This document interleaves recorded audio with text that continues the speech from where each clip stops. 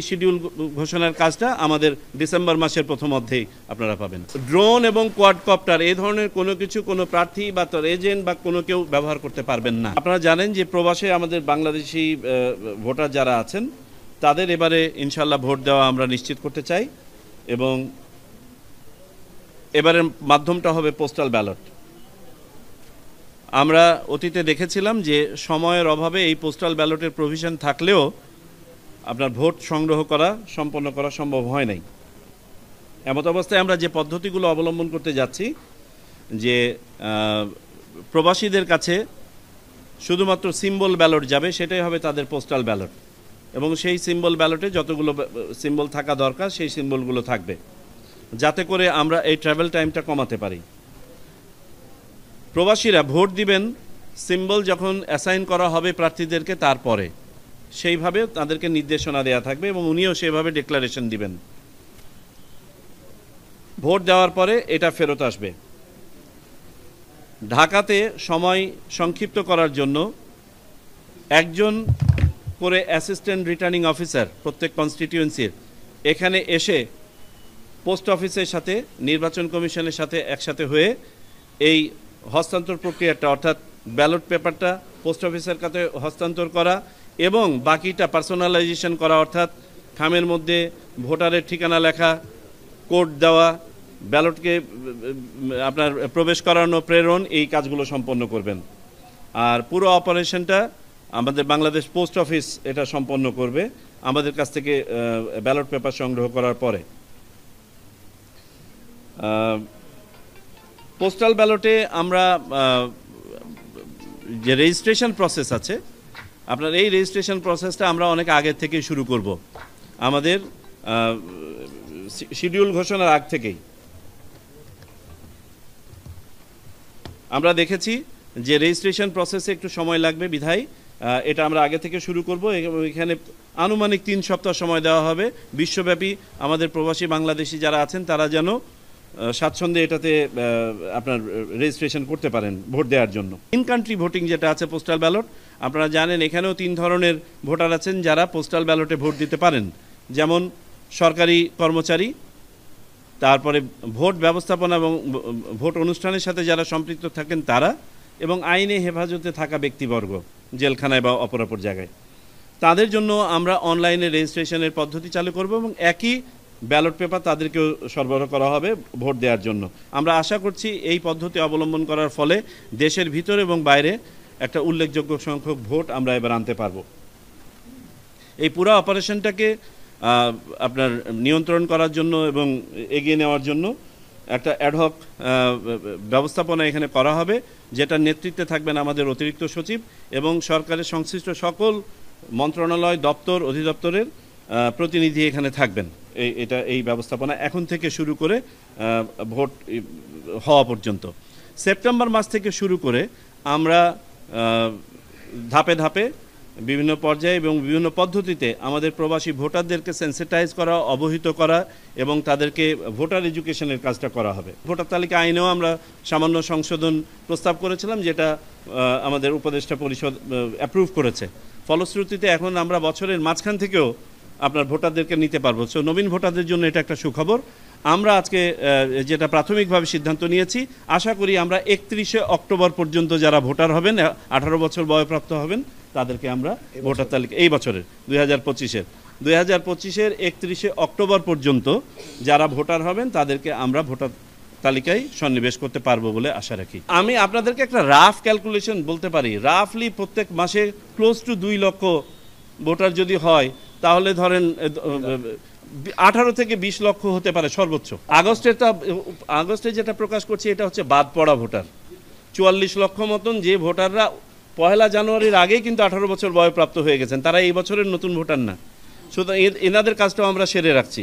আমরা 31শে অক্টোবর পর্যন্ত নিব যারা শুধুমাত্র 2025 সালের এই 10 মাসের মধ্যে 18 বছর বয়প্রাপ্ত হয়েছেন। প্রার্থীর নাম তো দিতে পারছি না, প্রার্থীর নাম দিতে পারবো যেদিন হবে সেদিন, ওটা হচ্ছে দেশের এর জন্য। আমরা তো ওই সময় পর্যন্ত ওয়েট করলে পোস্ট অফিস আমাদেরকে বলেছে তাদের ন্যূনতম যেগুলো ইজি ডেস্টিনেশন লাগবে 16 দিন এই ডাকটা শেষ করতে, আর যেগুলো ডিফিকাল্ট ডেস্টিনেশন সেগুলোতে লাগবে 28 দিন। আমরা চাই বাংলাদেশের সকল প্রবাসী যারা অন্তত ভোটার তালিকার মধ্যে ইতোমধ্যে শামিল আছেন তারা যেন ভোট দিতে পারেন। তো সবাইকে যদি আমরা করতে যাই, আমাদের ধরেন 3 বা 4 সপ্তাহ আগে তো হয় আপনার সিম্বল অ্যালোকেশন, ততদিন পর্যন্ত আমরা ওয়েট করতে পারছি না।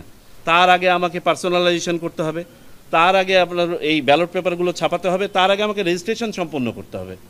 সো আমাদেরকে রেজিস্ট্রেশনটা অনেক আগেই সম্পন্ন করতে হবে যারা বাইরে থেকে ভোট দিতে চান।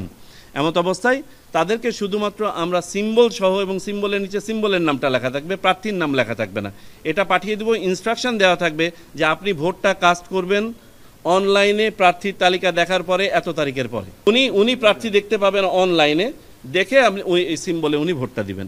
আমরা এই সব বিষয়ে আলোচনা করেছি, বিবেচনা করেছি, গবেষণা করেছি। আমরা ধরে নিচ্ছি, ধরেন বর্তমানে আমাদের 51-52টা রাজনৈতিক দল আছে যারা নিবন্ধিত। আমরা ধরে নিচ্ছি আরও কিছু রাজনৈতিক দল নিবন্ধন পাবে যারা অ্যাপ্লিকেশন করেছেন, তাদের মধ্যে যারা কোয়ালিফাই করবেন।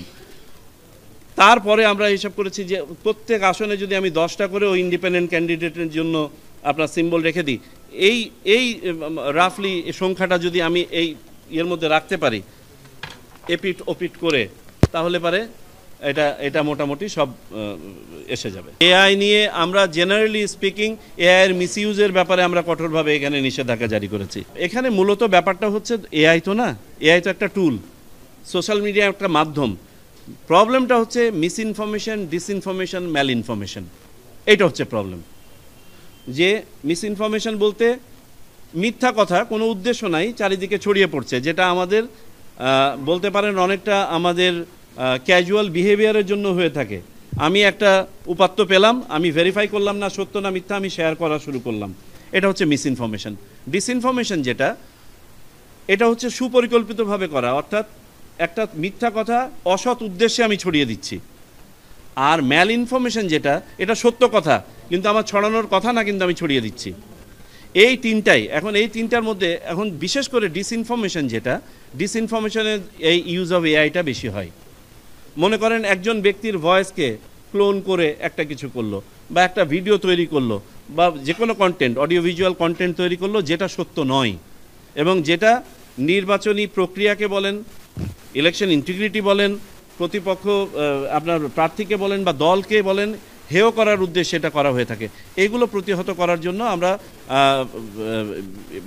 আচরণবিধিতে ইনক্লুড করেছি। মনে রাখবেন এই আচরণবিধিটা শুধুমাত্র কিন্তু প্রার্থী এবং দলের জন্য, কিন্তু এই এআই এর ব্যবহার তো এদের বাইরেও লোকজন করবে, অনেক এন্টিটি আছে যারা এটা করবে। শুধু তো রাজনৈতিক দল আর প্রার্থীরা করবে না, দেশ থেকে করবে, দেশের বাইরে থেকে করবে। তো সেইগুলো প্রতিহত করার জন্য আমরা একটা কমিটি ফর্ম করেছি ইতিমধ্যে, তারা কাজ করছেন। কাজ করে কিভাবে কি করা যায়, আমাদের প্রাথমিক উদ্দেশ্য হচ্ছে কোনোভাবে যেন আমরা ওই চেষ্টা করব যতটুকু সম্ভব যে ব্যান্ডউইথ না কমিয়ে, কোনো ধরনের সেবাকে আপনার বিঘ্ন না ঘটিয়ে, যাতে করে আমরা নির্বাচনটা করতে পারি। একান্তই যদি বাধ্য না হয় নির্বাচন কমিশন, তাহলে আমাদের প্রাথমিকভাবে এখনো পর্যন্ত কোনো ইচ্ছা নাই যে কোনো সেবা বা কোনো প্ল্যাটফর্মকে লিমিট করার। ড্রোন এবং কোয়াডকপ্টার এই ধরনের কোনো কিছু কোনো প্রার্থী বা তার এজেন্ট বা কোনো কেউ ব্যবহার করতে পারবেন না। নির্বাচন কমিশনের ব্যবহার করার কোনো প্রয়োজনীয়তা যদি আসে তখন সামনে আমরা আলোচনা করব। না, গণমাধ্যমও পারবে না এটা, কারণ কোনটা গণমাধ্যমের আর কোনটা গণমাধ্যমের না ডিস্টিংগুইশ করা অনেক ডিফিকাল্ট। মাননীয় প্রধান উপদেষ্টা যে বক্তব্যটা দিয়েছেন সেই বক্তব্যটায় সারাংশ এখানে তুলে ধরা হয়েছে যে ফেব্রুয়ারি মাসে রমজান শুরুর আগে নির্বাচন করার ব্যাপারে আমাদেরকে প্রস্তুতি নিতে বলা হয়েছে এবং কাজ করতে বলা হয়েছে। প্রধান নির্বাচন কমিশনার আপনাদেরকে যেটা বলেছেন, আমাদের পক্ষ থেকে ঘোষণাটা আসবে 2 মাস আগে আনুমানিক, যেদিন আমরা শিডিউল ঘোষণা করব। সো আপনারা ধরেই নিতে পারেন এই শিডিউল ঘোষণার কাজটা আমাদের ডিসেম্বর মাসের প্রথম অর্ধেই আপনারা পাবেন।